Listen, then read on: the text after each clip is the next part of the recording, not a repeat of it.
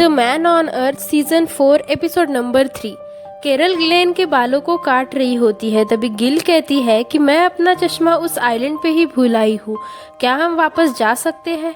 Toad अपने दूरबीन से आइलैंड की तरफ देखता है तो उसे वहाँ जैस्पर दिखाई देता है और वो जैस्पर को लेने शिप को उस डायरेक्शन में ले जाते हैं। तभी पैमिला पानी से गिर जाती है और सब लोग उसे शिप पे बुलाते हैं, लेकिन कैरल कहती है कि हमें इसे अपने साथ नहीं रखना चाहिए क्योंकि उसने जो टेंडी के साथ किया है उसे भुलाया नहीं जा सकता। फिर सब लोगों के कहने पर पैमिला कहती है कि मैं अपनी गलती सुधारने के लिए शिप के सारे काम करूंगी।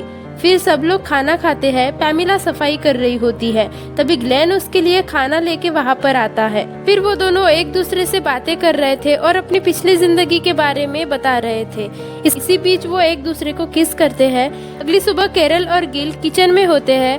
तभी वहाँ पैमिला आती है। गिल और कैरल पैमिला से पूछते हैं कि लास्ट नाइट हमने तुम्हारे चिल्लाने की आवाज सुनी थी। तभी पैमिला उनको अपने और ग्लेन के रिलेशन के बारे में बताती है। फिर सीन शिफ्ट होता है। टोड अपनी दूरबीन से देखता है तो उसे पास में एक आइलैंड दिखाई देता है और वो सब वहाँ चले जाते हैं। वहाँ पर उन्हें मरे हुए लोगों का कंकाल दिखाई देता है, जिन्हें देखकर ग्लेन दुखी हो जाता है। ग्लेन पैमिला को अपना बैग लाने के लिए कहता है। पैमिला उसका बैग लेकर आती है। ग्लेन उसे बैग लेकर दूसरी तरफ जाने को बोलता है। पैमिला वहाँ से जाने लगती है और उससे कहती है कि तुम बहुत अच्छे एक्टर हो, जिस पर ग्लेन कहता है कि मैं कोई एक्टिंग नहीं कर रहा था। वो पैमिला को वहाँ से जाने के लिए कहता है और दरवाजा बंद कर देता है। उधर कैरल टेंडी को अपना नया घर दिखाती है जो कि एक हॉस्पिटल होता है। वो दोनों बात ही कर रहे होते हैं कि तभी पैमिला को देखते हैं जो एक जगह बैठकर रो रही होती है और कैरल पैमिला की मदद करने का सोचती है। इधर सब लोग खाना खा रहे थे। तभी वहाँ पैमिला आ जाती है, जिसपे ग्लेन पूछता है कि क्या तुम्हें कुछ चाहिए। पैमिला बोलती है मैं यहाँ खाना खाने आई हूँ। ग्लेन कहता है कि ये खाना तुम्हारे लिए नहीं है। पैमिला कहती है मुझे यहाँ इनवाइट किया गया है। ग्लेन पूछता है कि तुम्हें यहाँ किसने इनवाइट किया। कैरल कहती है मैंने इसे यहाँ बुलाया है। ग्लेन वहाँ से उठकर जाने लगता है। तभी पैमिला उससे पूछती है कि तुम ऐसा क्यों कर रहे हो, मुझे लगा तुम मुझसे प्यार करते हो, एकदम से इतनी नफरत क्यों करने लग गए हो। जिस पर ग्लेन कहता है कि मैं भी तुमसे प्यार करता हूँ, लेकिन मैं यहाँ से जाने वाला हूँ। फिर ग्लेन बाहर बैठा होता है। पैमिला वहाँ आती है और कहती है तो तुम कल चले जाओगे। ग्लेन कहता है कि जो कुछ भी मैंने आज समुद्र के किनारे देखा उसके बाद लगातार मैं अपने फैमिली के बारे में सोच रहा हूँ। अब मुझे अपने घर जाना होगा। जिस पे पैमिला कहती है वहाँ रेडिएशन हो सकता है जिससे तुम मर सकते हो। ग्लेन कहता है कि वहाँ पर उसके बच्चे भी थे और अब अगली सुबह ग्लेन अपना सामान कार में रखने लगता है। तभी पैमिला वहाँ आती है और कहती है कि मैं भी तुम्हारे साथ चलूंगी। ग्लेन मना करता है। पैमिला कहती है मैं तुम्हें अकेला नहीं छोड़ सकती। फिर वो दोनों गाड़ी में बैठकर वहाँ से चले जाते हैं। चौथे एपिसोड की शुरुआत होती है और दिखाया जाता है कि टेंडी सबको एक जगह बुलाता है और कहता है तुम्हारे लिए एक सरप्राइज है। फिर उन्हें बोर्ड दिखाता है जिसपे लिखा होता है अलाइव इन मैक्सिको। फिर टेंडी सबको गाना गाकर सुनाता है। सब लोग वहाँ से चले जाते हैं, लेकिन कैरल अभी भी गाना सुन रही होती है। फिर कैरल सभी को अपने घर यानी कि उस हॉस्पिटल की सारी चीजों के बारे में बताती है।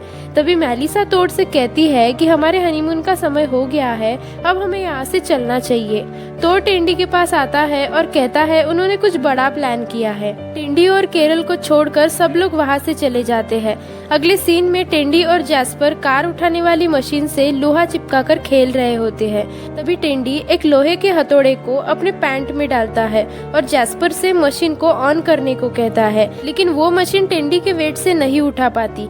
फिर टेंडी अपने चारों तरफ लोहा चिपका लेता है और टेंडी मशीन से चिपक जाता है। अगले सीन में टोड कमरे में बैठा होता है। तभी मेलिसा वहाँ आती है और टोड को उसका पैंट उतारने को कहती है। गिल अपना सामान लेकर जा रही होती है। तभी टेंडी उसको हेल्प के लिए आवाज देता है।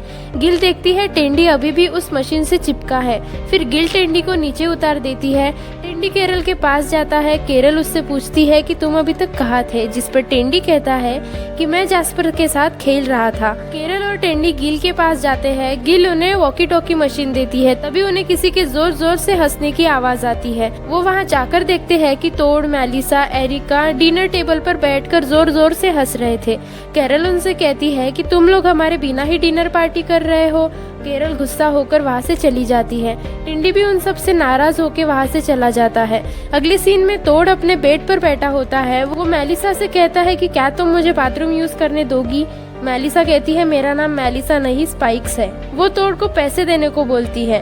वो कहता है मेरे पास कोई पैसे नहीं है। मेलिसा कहती है अब तो तुम्हें अपनी पैंट उतारनी होगी, और फिर दोनों किस करने लग जाते हैं। इधर गिल एरिका के पास जाती है। वो लोग केरल के बारे में बातें कर रहे थे।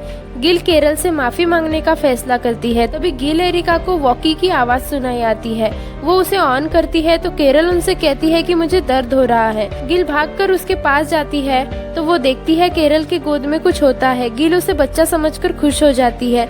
तभी टेंडी अपने मुंह से कपड़ा उठाता है। गिल समझ जाती है कि ये दोनों मिलकर उसके साथ मजाक कर रहे थे।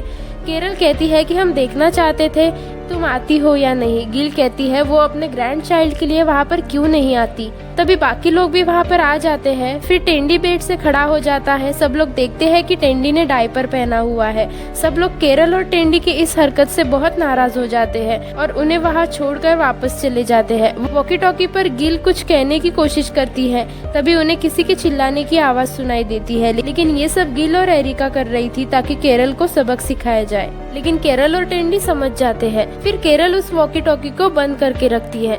मेलिसा देखती है कि तोड़ बेहोश पड़ा हुआ है। सब लोग उसे हॉस्पिटल लेकर जाते हैं। मेलिसा तोड़ से कहती है क्या तुम मुझे सुन सकते हो। तोड़ हाँ कहता है। सब लोग उसे होश में देखकर खुश हो जाते हैं और ये एपिसोड यहीं पे एंड होता है।